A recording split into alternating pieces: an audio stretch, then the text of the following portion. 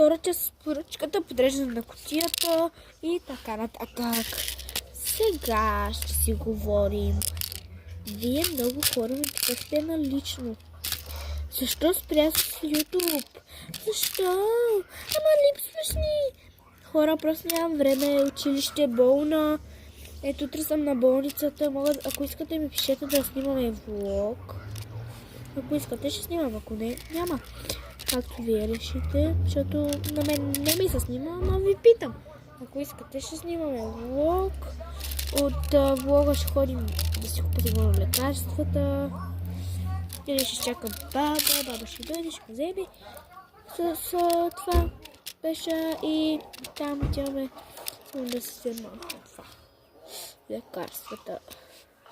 В тия моите буквички са много и не мога да ги схвана. Така, като цяло бях спряла, но вече тук се завръщам с поръчки, ще правим. Ще отваряме пратки.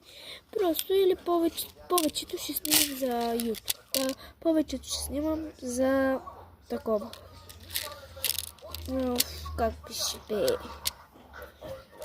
Повечето ще снимам високи, камъчета, високи, маниста, камъчета, да. Камъчета, защото ще правя едни чаши, може би, защото за тях се чуда. Ако правя веднага първата част, трябва да е на giveaway. Аз се чуда дали да я правя. Така! Чуда се скоро дали да имаме giveaway. Между другото, ето тези са картички. Такива картички и аз имам. Но тази сега я добавяме към другите и ми става следната. Защото моите свършиха и трябва да си купа. Откъде ще си купа, не става. Корда трябва да си купа, също кордата ми е свършила. Така, наредихме буквичките. За 2 минути буквално буквичките.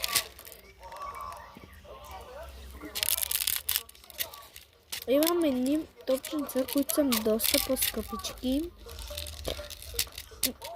Защото са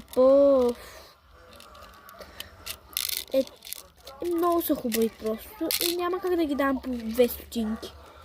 Просто ми по 5, по 3 стотинки. По-скъпи и те са ми само 3 или повече са, не знам колко са. Ето сега и реда. Така, ако си подреда, ще се върна, защото това ще е доста дълго.